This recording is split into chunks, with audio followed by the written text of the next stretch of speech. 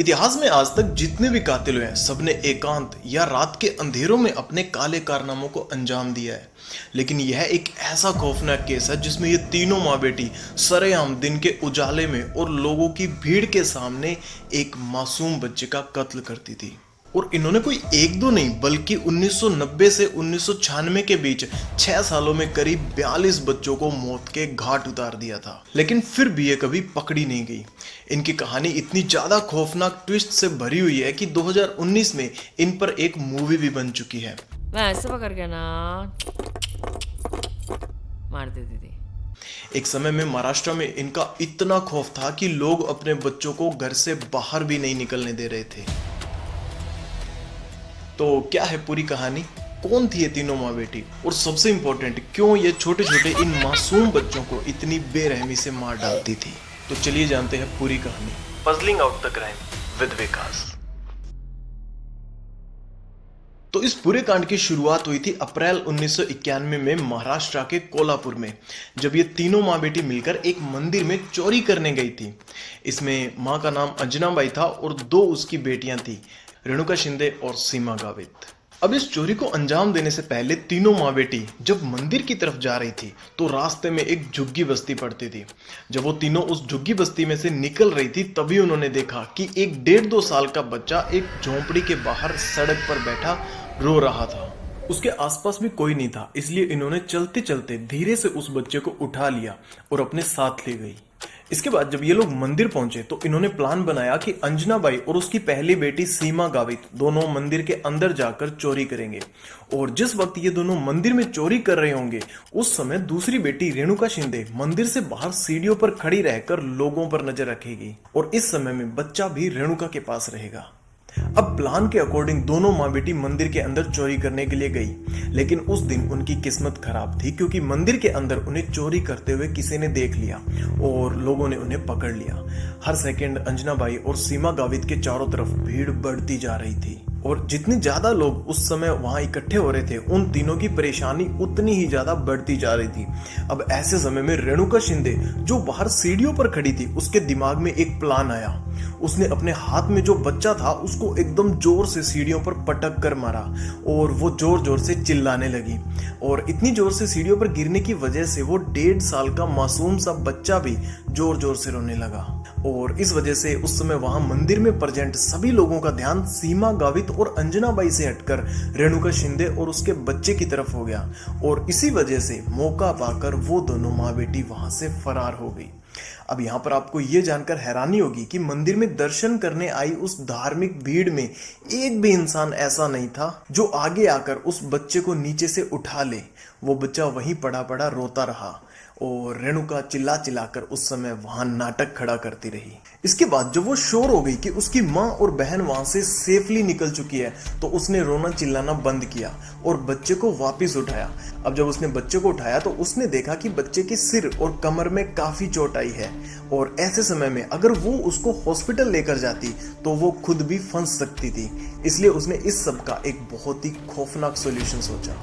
वो उस बच्चे को वहीं पास ही के एक खंबे के पास लेकर गई और उस बच्चे को पैरों से पकड़कर उसके सिर को जोर जोर से खंबे में मारने लगी और इस वजह से उस बच्चे की ऑन द स्पॉट डेथ हो गई।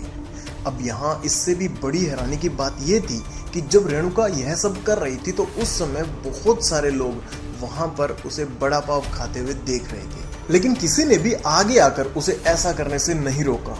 अब इस घटना के बाद अंजनाबाई और उसकी दोनों बेटियों को एक बात समझ में आई कि छोटे बच्चे लोगों की कमजोरी है और इनको ढाल बनाकर वो और ज्यादा चोरियां कर सकती है। अब वो तीनों महाराष्ट्र के कोल्हापुर, नासिक, पुणे, मुंबई हर जगह पर घूम घूम कर चोरियां करने लगी और हर चोरी करने से पहले उन्हें चाहिए होता था एक नया बच्चा, ताकि तीनों माँ बेटी लोगों का ध्यान बच्चे की तरफ भटकाकर आराम से चोरी कर सके। और फिर चोरी करने के बाद वो बड़ी बेरहमी से कभी बच्चे को पानी में डुबाकर मार देती तो कभी उसको पैरों से पकड़कर किसी पत्थर या दीवार में जोर जोर से भिड़ा कर मार देती।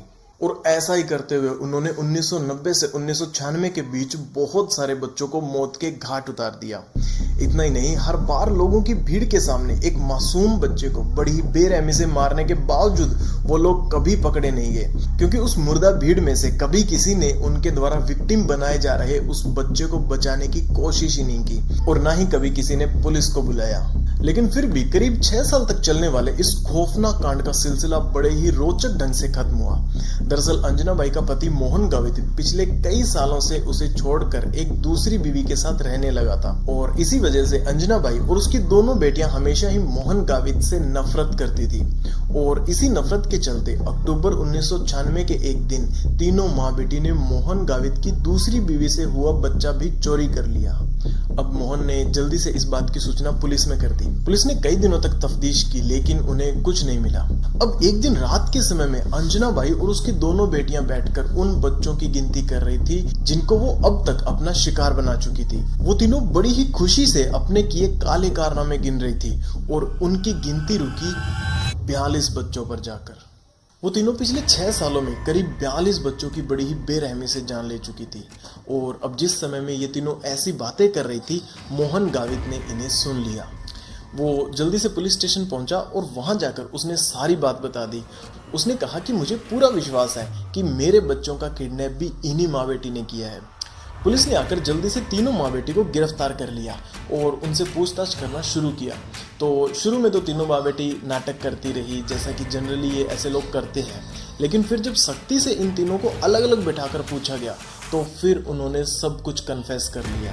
उन्होंने बताया कि वो हमेशा गरीब बस्तियों से ही बच्चे उठाती थी, क्योंकि अपना बच्चा गायब होने के बाद गरीब माँ बाप उसकी रिपोर्ट करवाने के लिए पुलिस के पास भी नहीं जाते थे और अगर कोई गलती से पुलिस के पास चले भी जाते थे तो उनके गरीब होने की वजह से पुलिस उनकी सुनवाई नहीं करती थी और इसी वजह से वो तीनों इन मासूम बच्चों का शिकार करती रही, कभी पकड़ी नहीं गई। जब इस इतने खौफनाक कांड की खबर बाहर आई तो लोगों को अपने कानों पर विश्वास नहीं हो रहा था। हर कोई इन तीनों को फांसी देने की मांग कर रहा था।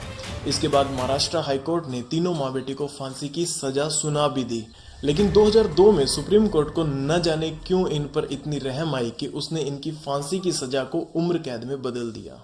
प्रेजेंट में ये तीनों माँ बेटी पुणे की यरवड़ा जेल में अपनी उम्र कैद की सजा काट रही है।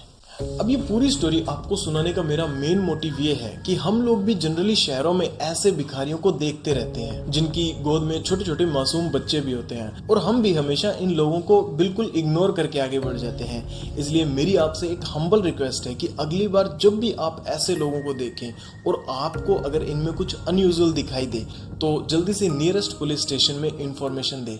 क्या पता आपकी थोड़ी सी अवेयरनेस से किसी मासूम की जान बच जाए। That's it.